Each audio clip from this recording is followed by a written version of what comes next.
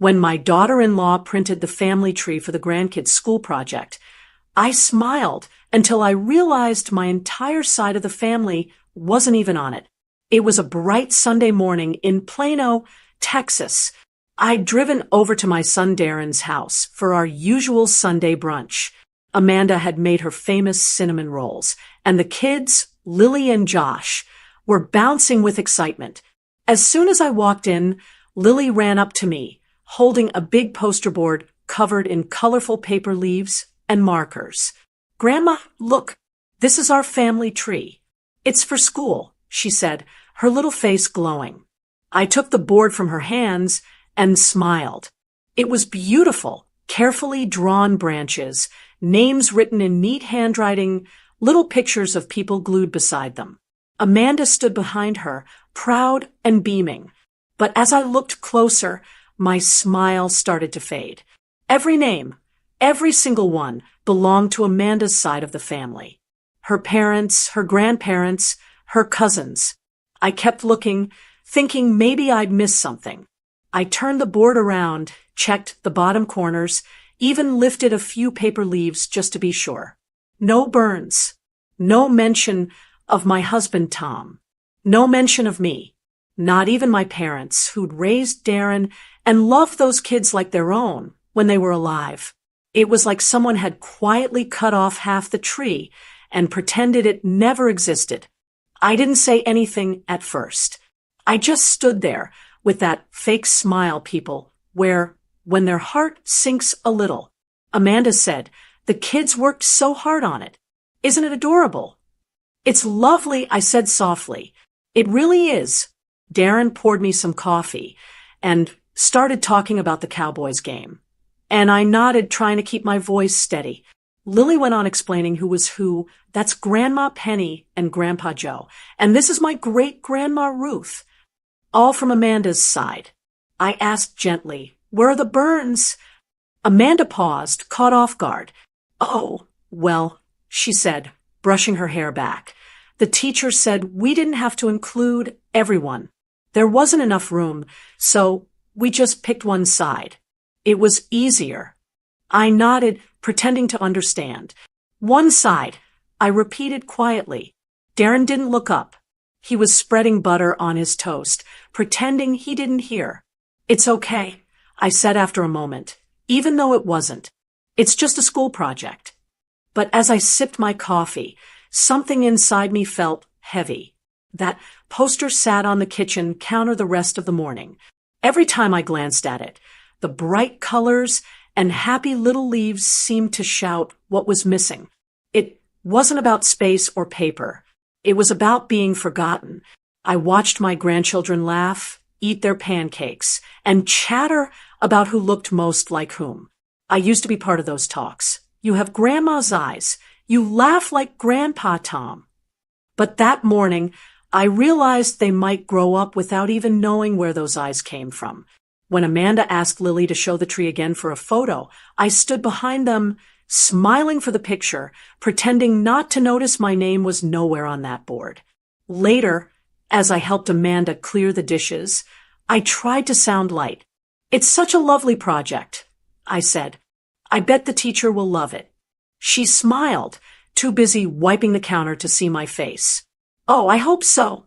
The kids really took pride in it. I wanted to ask her why she hadn't included me, why my husband's name wasn't there. But I didn't. I was raised to pick my battles.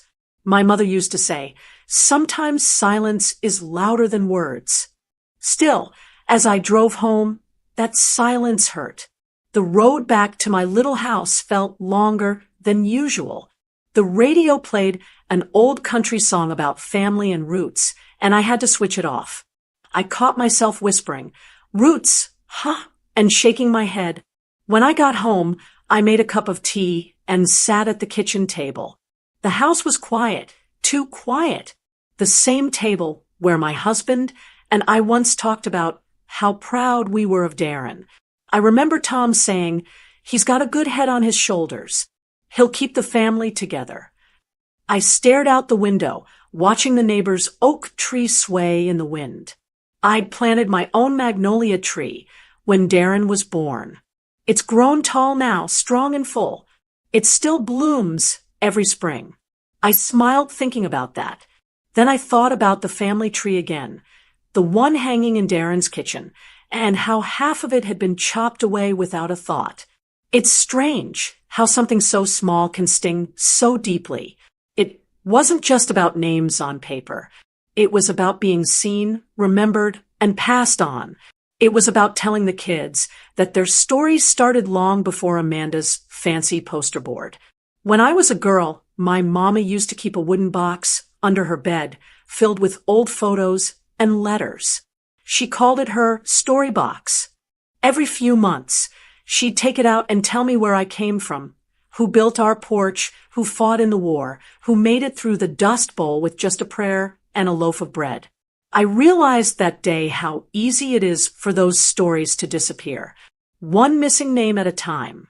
That night, I took out my own box, an old tin one that used to hold sewing supplies.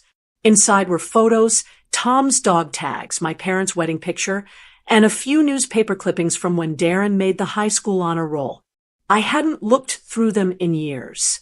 As I flipped through each photo, I felt that ache ease just a little. My life, our family, was real, whether it fit on Amanda's board or not. Still, I couldn't shake the feeling that something had been taken from me. Not in a loud, dramatic way. Quietly, softly, like being erased in pencil, one small stroke at a time. When I went to bed that night, I thought about Lily's face, so proud of her project. And I whispered to myself, it was like I'd never existed. And that's when I decided I wasn't going to stay erased. That night after the family tree incident, I didn't sleep much. I kept thinking about what it meant to be left off something that's supposed to show where we all come from. It's a strange kind of pain, quiet but deep. I laid there and realized maybe it was time to remember who we really were before anyone else decided to forget. I grew up in Abilene, back when the summers felt endless and everybody knew who owned which store downtown. My parents, Jack and Louise Harper, ran a small hardware store right off South First Street, the kind of place where a customer could walk in needing one screw, and my daddy would hand it to them with a smile and say, "Just bring me the nickel next time." People trusted him because he trusted them first. Mama kept the books and knew every family in town. She had this way of remembering details, who just had a new baby, who was struggling, who'd lost a job. She'd sneak extra nails or a hammer into their bag. And when Daddy caught her, she'd just wink and say, "God keeps track, not the cash register." That's the home I came from. Honest work, small kindnesses, people who believed in showing up. I think about them often, especially now that so much of life seems rushed. When I married Tom Burns, we built a life that looked a lot like theirs. He came from a long line of teachers and farmers over in Waco.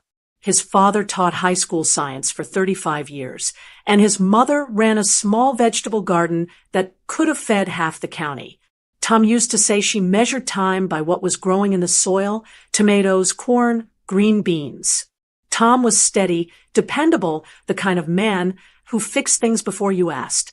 He served in the army during the last years of the Korean conflict, and when he came back, he used his GI Bill to finish college. I can still see him standing in our backyard, teaching Darren how to hold a fishing pole, the two of them laughing like the world was perfect. We raised Darren to know where he came from. He used to help me in the kitchen when he was little. I taught him my mama's biscuit recipe, cold butter, self-rising flour, and a gentle hand. When he got older, I'd tell him stories about his great-grandfather Jack, who kept that hardware store running even through the oil crisis. I'd say, "That's who you come from, son. Hard work and backbone." He'd smile, roll his eyes, and say, "I know, Mom." After Tom passed, I tried to keep the memories alive for the grandkids. Every summer, I'd have them over for grandma camp. We'd bake, plant tomatoes, and go through old photo albums. They loved hearing about Grandpa Tom's army stories, how he once fixed a radio with a piece of gum wrapper, or how he sent love letters home every week without fail. Lily used to giggle and say, "That's so old-fashioned, Grandma." But she loved those letters. I'd tell them about the time my daddy built a birdhouse with nothing but scrap wood and patience, or how my mama once saved a family of kittens from a rainstorm and kept them warm in the hardware store's storeroom. Those weren't big stories, but they were the kind that teach you what kind of people you come from. But sitting there that night, thinking about that school project, I realized something that chilled me. None of that would exist if no one remembered it. Stories die quietly when they stop being told. My parents never had fancy degrees or big vacations. Their legacy was in the people they helped and the lessons they passed down. They taught me that family isn't just blood. It's memory. It's what we keep alive by saying their names. When I was a young woman, I never thought much about legacy. You're too busy working, raising kids, paying bills. You think family will always know who they are. But time moves fast. Generations grow apart. I looked around my living room. The framed pictures, the worn Bible on the coffee table, Tom's service flag in its wooden case. Everything that made up our story was right there. And yet, somehow, it had been left out of the next chapter. That hurt more than I expected. Not because Amanda meant harm. I don't believe she did. But because she didn't think about it. That's the part that stung. When someone forgets you on purpose, at least you know they saw you first. But when they forget you by accident, it means you were never really part of the picture to begin with. I picked up the photo of my parents on their wedding day. Mama had on a simple lace dress, and Daddy looked so proud you'd think he'd won the lottery. Behind them stood their parents, the great-grandparents my grandkids didn't even know existed. That photo had been in our family for 70 years. And yet, in one colorful poster, they'd been erased. I thought about what Tom would have said. Probably something steady like, "Don't make a fuss, Sue. They'll learn." But I knew this wasn't about fussing. It was about making sure our story didn't vanish in a cloud of convenience. The next morning, I walked out to the backyard. The magnolia tree I'd planted when Darren was born was full of white blossoms. I stood there a while, just breathing, and I realized that tree was the best symbol of all, planted decades ago, still growing strong. Its roots went deep, and it had weathered every storm. I ran my hand along the bark and thought, this is what family is supposed to be. It doesn't matter who forgets you on paper if your roots are strong. I decided then that I would find a way to remind my grandkids who they were, not with speeches or guilt, but with truth. I wanted them to know about the people who came before them, the ones who worked, prayed, and loved so they could be here. Because one thing I know for sure, a family isn't complete until every name is spoken. As I headed back inside, I looked once more at that old magnolia tree standing tall against the Texas sky. The thought came to me plain and clear, like something my mama might have whispered in my ear. A tree without roots falls at the first storm. And right then, I promised myself my family would remember their roots, whether anyone else wrote them down or not. The next Sunday, I decided to bring it up. Not in a confrontational way, just a question. I told myself it wasn't about starting trouble. I only wanted to understand. When I arrived at Darren and Amanda's house, the smell of bacon and waffles filled the air. The kids were still in their pajamas, watching cartoons. Everything looked so normal that I almost changed my mind. But the thought of that family tree kept tugging at me. After breakfast, while Darren was rinsing plates and the kids were running in and out of the kitchen, I turned to Amanda. "Amanda," I said, keeping my voice soft, "I've been thinking about the family tree Lily made for school. It was beautiful. I just wondered why none of the Burns or my parents were on it." She looked up from the dishwasher, her hands still wet, and gave a small laugh that didn't quite reach her eyes. Oh, that. The teacher said the kids only needed to show one side for space. It wasn't personal, Susan. Just easier that way. Just one side. I repeated. Yeah, she said quickly, turning back to stack dishes. It's no big deal. I smiled and nodded like it made perfect sense. No big deal, I said under my breath. Darren walked back into the kitchen, then, phone in hand, scrolling through something. I looked at him, hoping he might say something, but he didn't even glance up. I wanted to tell him that family isn't about convenience or space on a poster. It's about the people who built the road he's walking on. But the words never came out. Instead, I said, well, it was a lovely project. Lily's a talented little artist. Amanda smiled, relieved the subject had passed. She really enjoyed it, she said, wiping her hands. Maybe next year they'll do something bigger, and we can include everyone.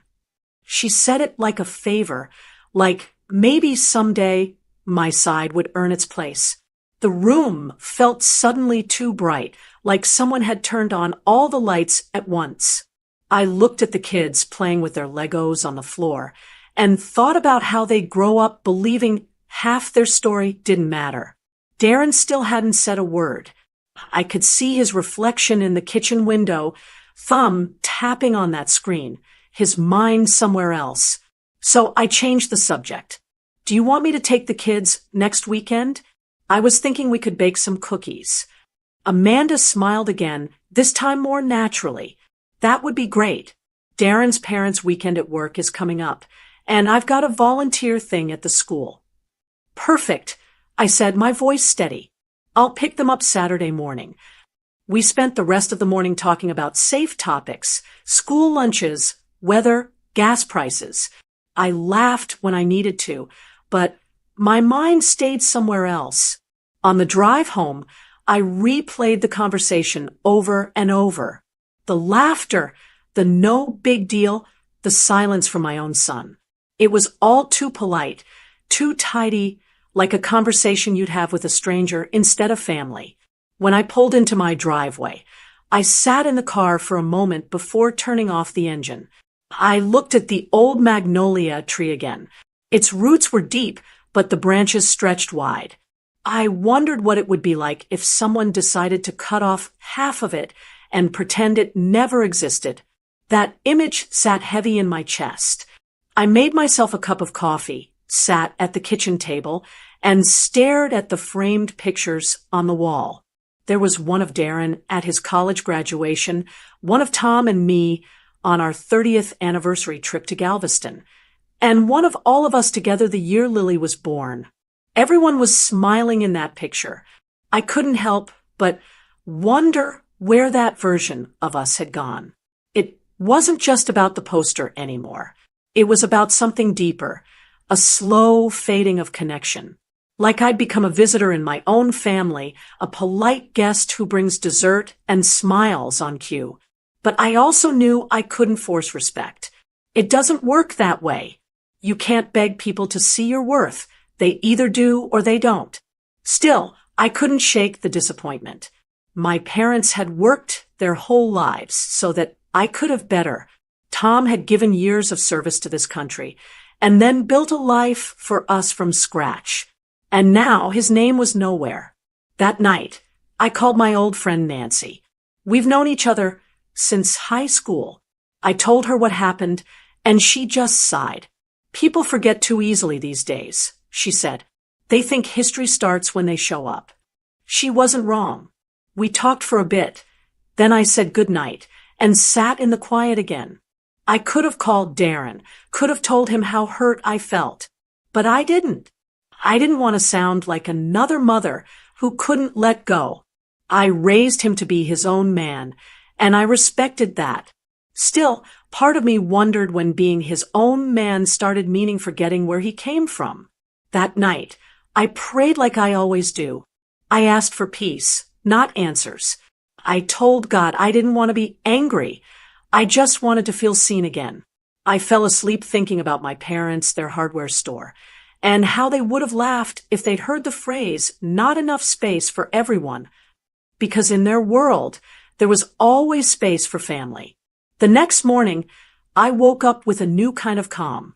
Not the easy kind, but the kind that comes when something inside you quietly clicks.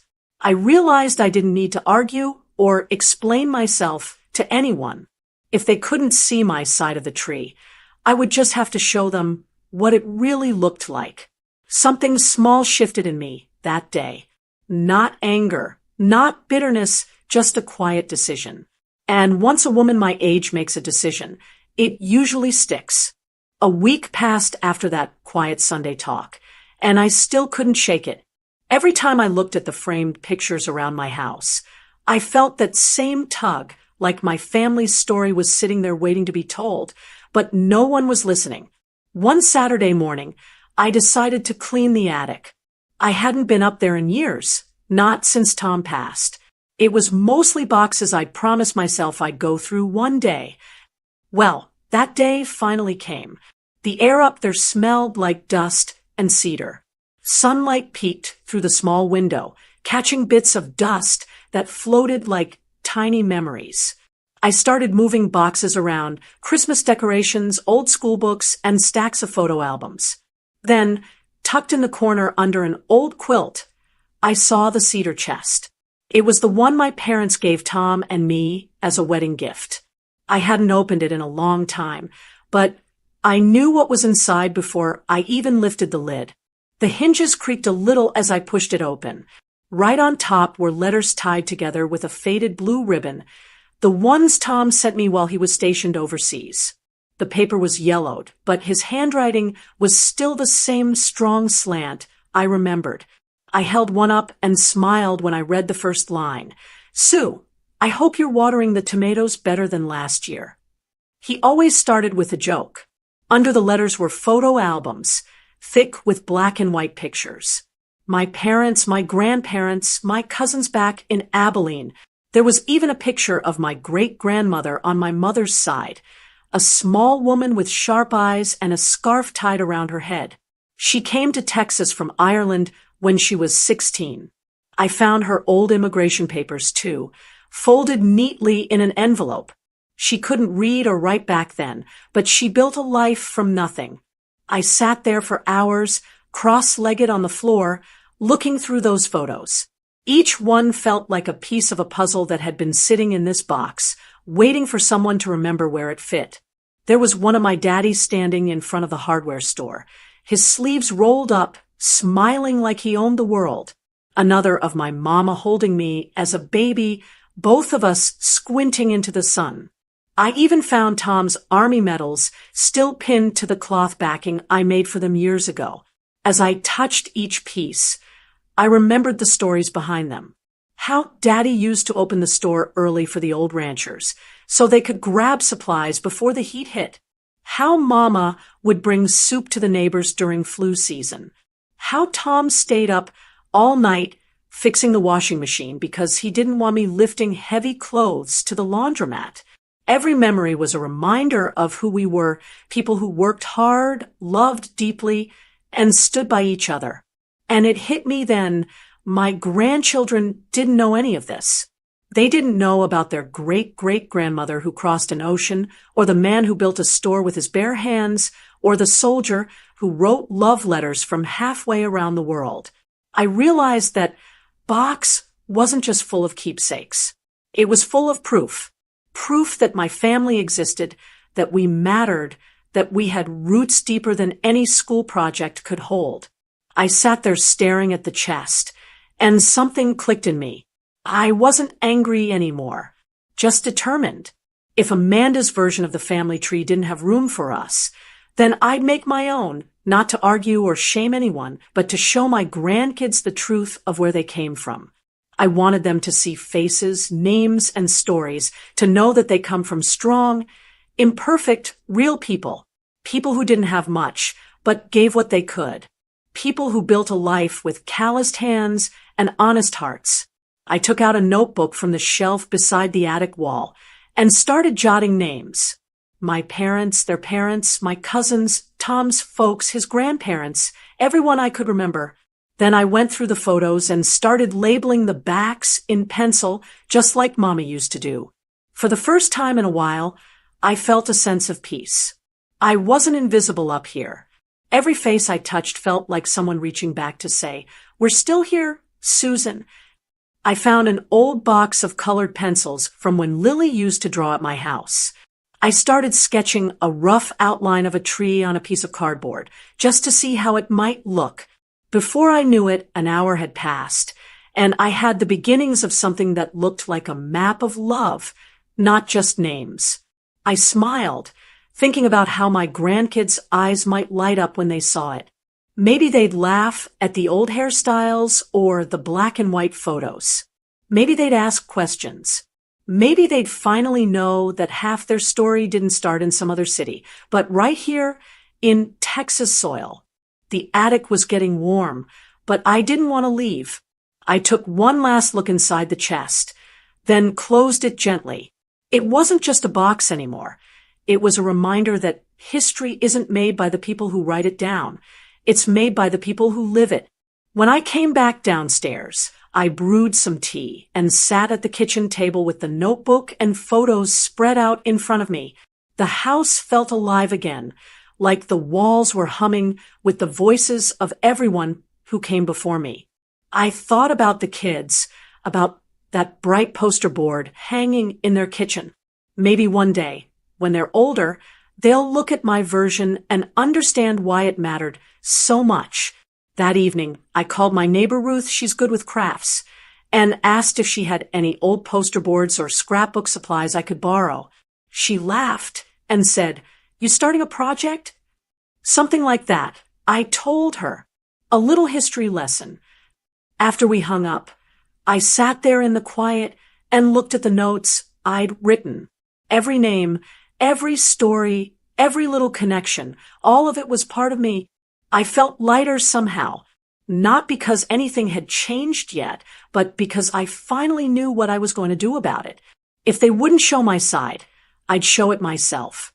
By the following weekend, I had everything ready. The dining table was covered with photos, paper cutouts, and bits of ribbon. I'd spent 3 evenings laying out names and pictures, checking dates, and making sure every story I told would be something the kids could understand. I didn't want it to look perfect. I wanted it to look real. The kind of thing made by hand, with love, not by a printer. That Saturday morning, I called Amanda and told her I wanted to take Lily and Josh for the afternoon. Just for a few hours. I said, "We'll bake cookies." She agreed easily, and by 10 o'clock, the kids were at my door with their backpacks and big smiles. "Grandma, what are we baking today?" Lily asked as she skipped into the kitchen. "Sugar cookies," I said, "but first, I have a little surprise for you both." They followed me into the living room, where the large sheet of craft paper was laid out across the coffee table. Their eyes widened when they saw it. "What's that?" Josh asked. "This," I said, smiling, "is our family tree, the one with all the branches." They leaned in, curious. The tree stretched across the paper, drawn in brown pencil and colored in green. Every branch held small black and white photos, each one labeled neatly. I'd tied tiny red ribbons between generations, so the lines looked like they were connected by heartstrings. Lily pointed to a photo near the bottom. "Who's that?" "That's your great-great-grandmother, Margaret," I said. "She came all the way from Ireland when she was 16. Didn't speak a word of English, but she found work sewing clothes. Every penny she earned, she sent home." The kids' eyes got big. "All the way from Ireland?" Josh asked. "Like on a boat?" "That's right," I said. "A long boat ride. And she didn't know a single soul when she landed. But she made it." Next, I pointed to another photo, my father standing outside the hardware store. "This was your great-grandpa, Jack. During a big flood in Abilene, he opened the store and gave people tools and sandbags for free so they could protect their homes. He said, 'You can't put a price on helping your neighbor.'" Lily smiled softly. That's nice. I nodded. He didn't have much, but he believed that kindness always comes back around. I moved my hand to a picture of my mother in her church choir robe. And this is your great-grandma Louise.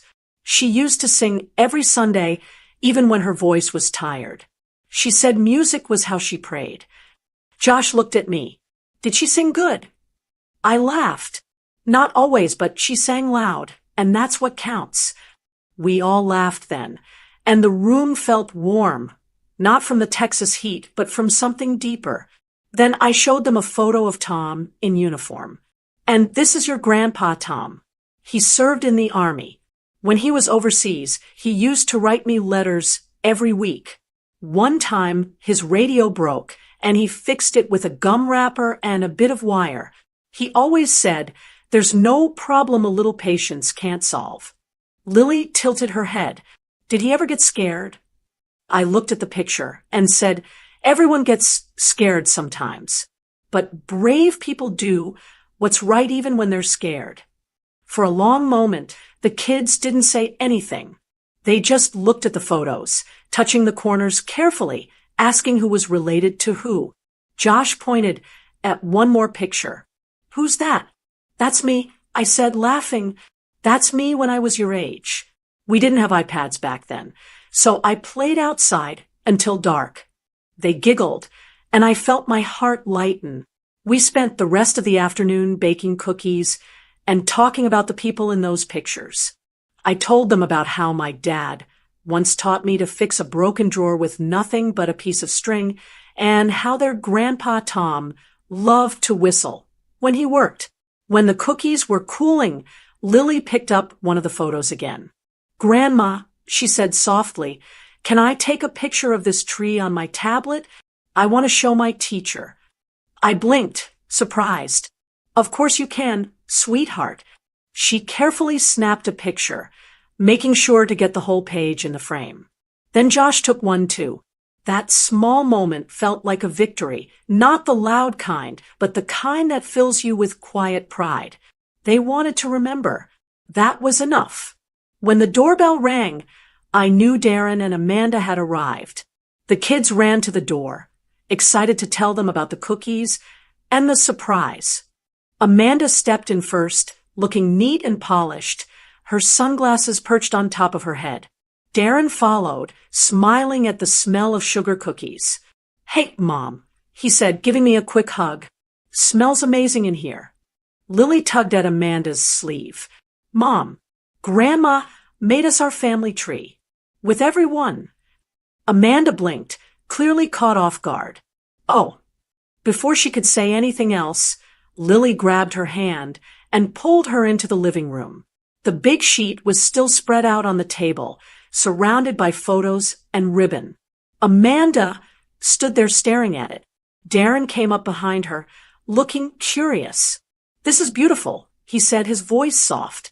Amanda folded her arms. "That's sweet, Susan." Her tone wasn't harsh, but it carried that polite edge that says more than words do. I thought the kids might like to see where the other half of their story came from. I said evenly. Lily was still pointing at the photos, explaining proudly who everyone was.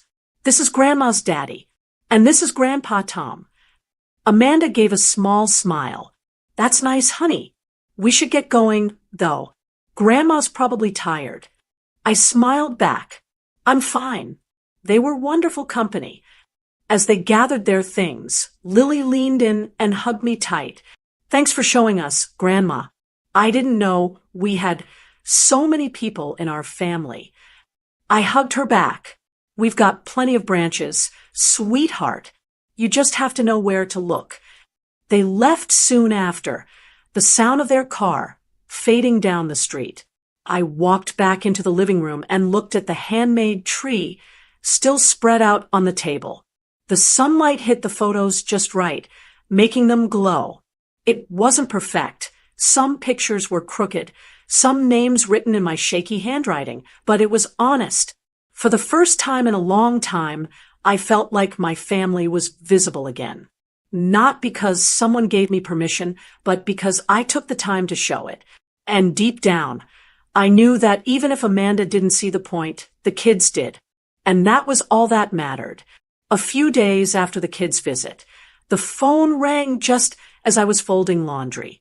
It was Darren. His voice sounded calm, but careful, the kind of tone people use when they're walking on thin ice. "Hey, Mom," he started, "I wanted to talk to you about the family tree thing you did with the kids." I smiled, thinking maybe the kids had shown their teacher or that Amanda had come around. "Oh, did they tell you about it? They seemed to really enjoy it." He cleared his throat. "Yeah, they did. They were excited, but Amanda thought maybe it was a little confusing for them." "Confusing?" I repeated. "Well, he said slowly, they already turned in the project for school. Amanda just felt like maybe showing them something different made things harder to explain." I felt my stomach tighten. Harder to explain? I just told them about their other grandparents. Darren, the ones they never got to meet. "I know," he said quickly, "and it's fine, really. Amanda just didn't want the kids mixed up." Mixed up. That's the phrase that stuck with me. Like my family, my parents, my husband were a complication instead of part of who they were. I didn't mean to cause any trouble. I said quietly, I just wanted them to know where they come from. "I know, Mom. It's okay," he said, his voice gentle but tired. "Let's just keep things simple for the kids, all right?" "Simple," I repeated, though it came out more as a whisper. "All right." We talked for another minute or two about the weather, about his work, and then he said he had to run. I hung up and sat there staring at the phone, the laundry forgotten on the couch. For a long while, I just sat in the quiet. It wasn't anger I felt. It was something smaller and heavier, like disappointment that settled deep in the chest and refused to move. It wasn't about the project anymore. It was about respect, about being seen. I'd done everything right. I'd raised my boy, supported his marriage, loved those grandkids with all my heart, and yet, somehow, I'd become someone whose history needed to be kept simple. I could have called him back and defended myself. I could have told him that his kids weren't confused. They were proud. But what would that change? I'd be the overbearing mother again, the one who takes things too seriously. So instead, I took a deep breath and decided to let it go.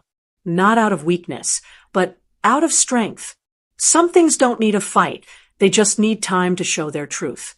That evening, I made a cup of tea and opened my laptop. I searched genealogy groups near me.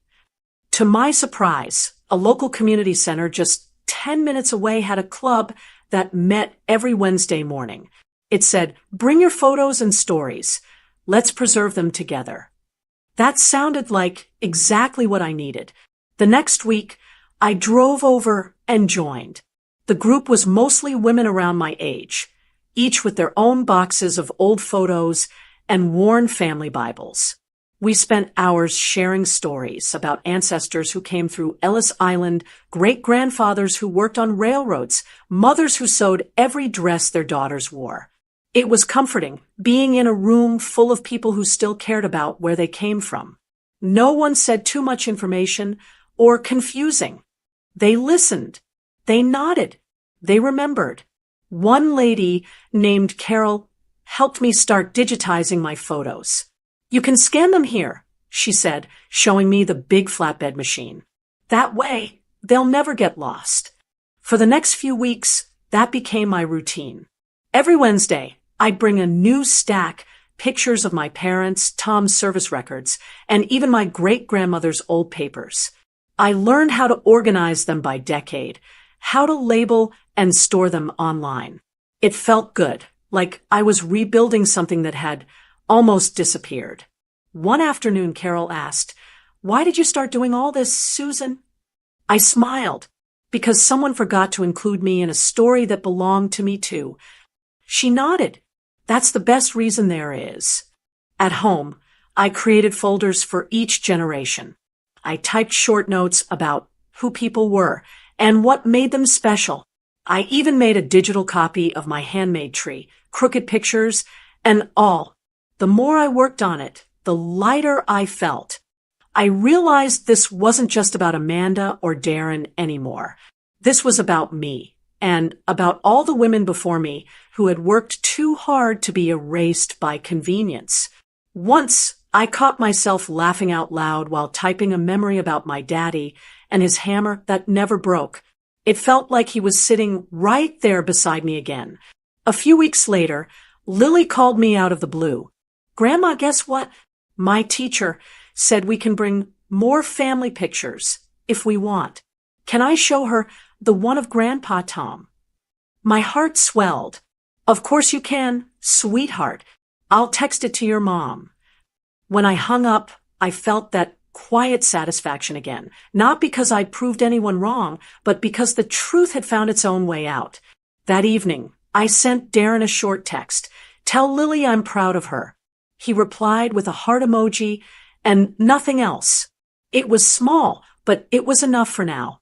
After dinner, I sat on the porch with a glass of sweet tea, watching the sun dip behind the magnolia tree. Its branches swayed in the warm air, steady and unbothered.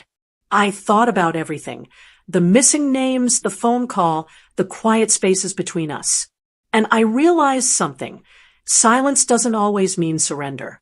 Sometimes it means you've said all that needed saying.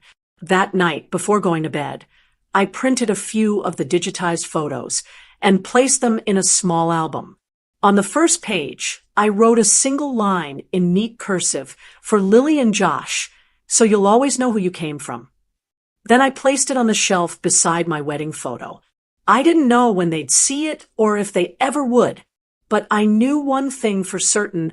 My story, our story, wasn't going anywhere. Because truth doesn't need permission to exist. It just needs someone willing to remember. And I decided that someone was going to be me. 2 weeks passed quietly. The house felt peaceful again. I spent my mornings watering the flowers and checking the mail, my afternoons at the genealogy club. I didn't expect anything to come from all that work I'd done. I was content knowing the truth was safely tucked away. Then, one Wednesday afternoon, my phone buzzed. It was a text from Darren. "Mom, the kids have Heritage Day at school next week. They want you to come if you can." I read it twice to make sure I hadn't imagined it. The grandkids were inviting me. I smiled, typed back. I wouldn't miss it for the world. The next Friday, I drove over to the elementary school. The parking lot was full, minivans, SUVs, and parents carrying posters and snacks. The sign near the entrance read, "Heritage Day Fair." The hallway smelled like crayons and coffee. When I walked into the gym, my heart almost stopped. Along the walls were rows of colorful displays, flags, maps, photos, and drawings. Kids were proudly showing off where they came from. I spotted Lily and Josh near the middle, standing by their poster. And there it was, the same family tree from a few weeks ago, but now it was different. 2 sets of branches stretched out across the page. One side had Amanda's family names and photos, just like before. The other side, my side, had been added. My parents, Tom, his parents, even my great-grandmother's photo. The handwriting was messy, but every name was there. I felt my throat tighten. Lily saw me first and waved so hard her bracelet jingled. "Grandma, look, we fixed it." I walked over, trying not to tear up. "You sure did, sweetheart," I said, smiling. Josh pointed to the picture of Tom in uniform. "We told the class about Grandpa Tom. The teacher said he was a real hero. He was," I said softly, "he'd be proud of you both." Their teacher, Mrs. Clayton, came over then. She was a kind woman in her 40s, the kind of teacher who looks you in the eye when she speaks. "You must be Mrs. Burns," she said. "Your grandchildren told us so many wonderful stories about your family. Thank you for helping them learn about their roots." "Oh, I didn't do much," I said, "just told a few stories." She smiled. Sometimes a story is more powerful than any textbook. The kids were fascinated by your husband's letters. We talked about how family history connects us all. That's when I noticed Amanda standing near the doorway. She was holding her purse close, watching the scene quietly. Darren stood beside her, smiling proudly at the kids. I waved at them. Amanda hesitated, then walked over. "Hi, Susan," she said, her voice polite but softer than before. "Hi, Amanda," I replied. "The kids did a beautiful job." She nodded, eyes scanning the poster. "They worked hard on it. They wouldn't stop talking about those stories you told." "I'm glad," I said. "They're part of who they are." Amanda looked down for a moment, then said quietly they were proud to tell everyone about their great-granddad's medals. Something in her tone had changed. It wasn't defensive or distant. It was almost humble. She wasn't saying sorry, but she didn't need to. The moment spoke for itself. I smiled, not gloating, just content. "He'd have liked that," I said. "He always wanted them to be curious about the world." We stood there for a few seconds, watching the kids talk to their classmates. Darren joined us, grinning. "Looks like our family's famous now," he joked. I laughed. Famous might be a stretch. But I'll admit, watching my grandchildren share those stories filled me with something close to pride. Not pride in being right, but pride in being seen again. Lily's classmate asked, "Is that really your grandpa?" And she nodded, her little voice strong. "Yep. He fixed radios in the army. Grandma said he could fix anything." Hearing her say that out loud did something to me. It was as if every moment I'd felt invisible had been quietly replaced with this, a child carrying forward the truth. As the presentations wrapped up, Mrs. Clayton called a few families up to thank them for contributing local Texas family stories. When she said my name, the kids clapped and pulled me to the front. Mrs. Burns helped us understand how family history shapes who we are. The teacher said kindly, and she reminded us that every branch of the family matters. I wasn't used to being the center of attention, but I felt warmth spread through me as the other parents smiled. A few even came up afterward to say, "That was lovely," or "Your husband sounded like a good man." When it was over, I helped the kids pack up their poster. Amanda and Darren chatted with another parent, and I took a moment to just watch the two little ones. They were laughing, comparing projects, so proud of themselves. On the way out, Amanda walked beside me. "They really look up to you, Susan," she said. I smiled gently. That's all I've ever wanted. In the parking lot, Darren gave me a hug. "Thanks for coming, Mom. I think this meant a lot to them." "It meant a lot to me, too," I said honestly. When I got home later, I hung my coat, poured some tea, and sat at the kitchen table. The afternoon sun came through the blinds, warm and steady. I pulled out the small album I'd made for Lily and Josh and flipped through it again. Their little faces flashed in my mind, curious, proud, happy. For the first time in a long while, I felt peace, real peace.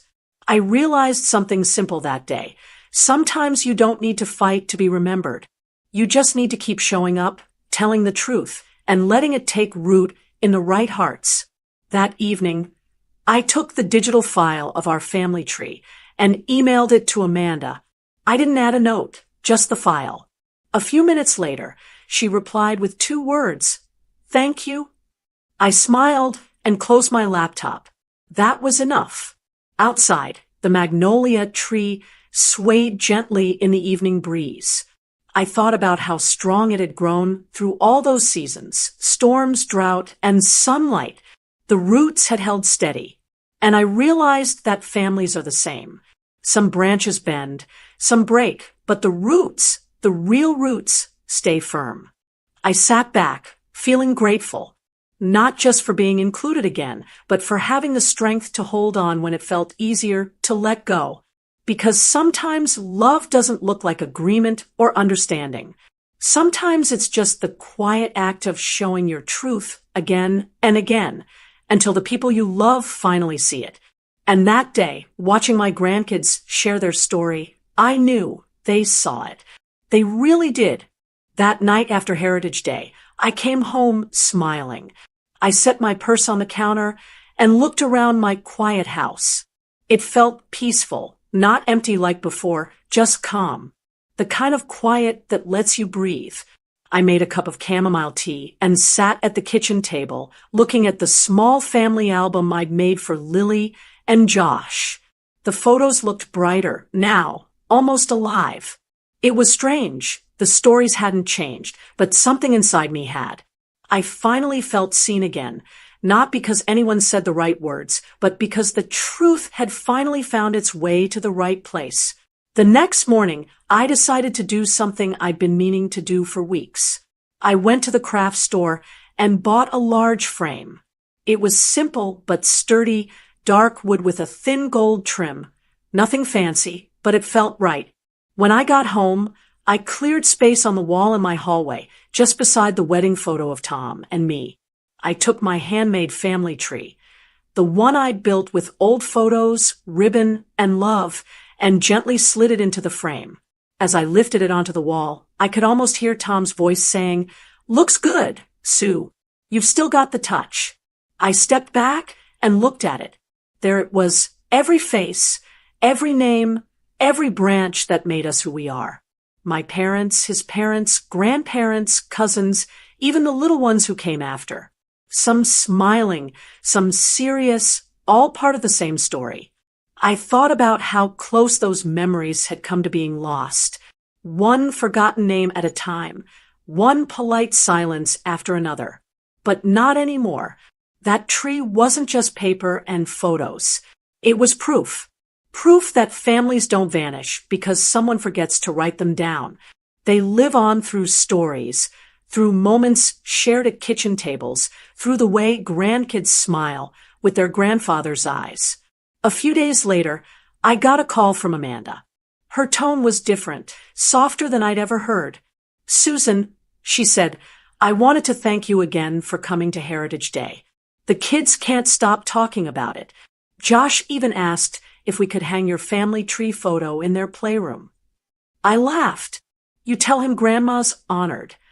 We chatted a little while longer. For the first time, it felt easy between us. No tension, no polite walls. Just two women who loved the same people and were trying to do right by them. After we hung up, I sat by the window and watched the sun hit the magnolia tree outside. The same one I'd planted the year Darren was born. It had grown so tall now that its branches stretched past the roofline.